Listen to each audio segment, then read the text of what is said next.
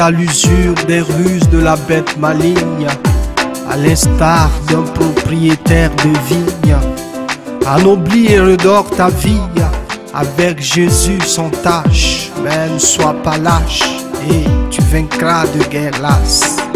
Je me plais dans tout ce qui est plaisir pour en fin de compte ne pas plaire à Dieu.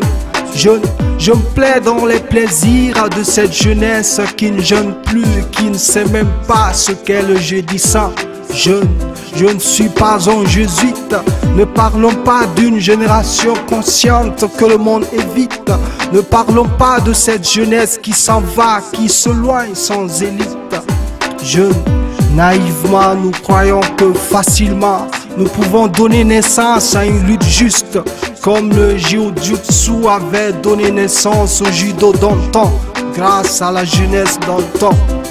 Quand les parents entendent le jingle de ces temps de leur jeunesse déjà passée, ils se félicitent de n'avoir pas fait passer un rejeton à la poubelle avec des justifications ignobles, malheureuses, cruelles. Ah, jeunesse.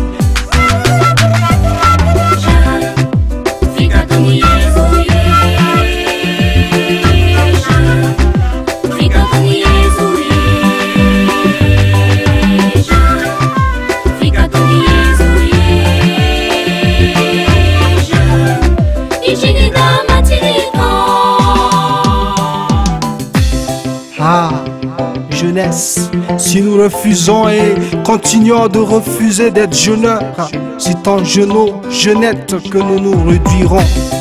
Prenons l'exemple sur ces vieux pères qui, forts de foi, jobaient à la manière des jobards, pour ne pas laisser une seule fois leur famille à jeun et eux dans les bars. En m'écoutant, je veux que tu saches aussi que le français est une belle langue.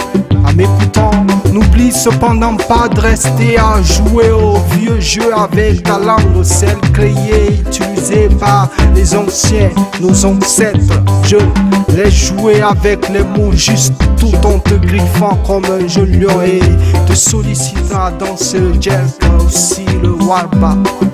Ce ne sont pas des jérémiades, mais peut-être des reprimandes. Je te parle, écoute pour comprendre.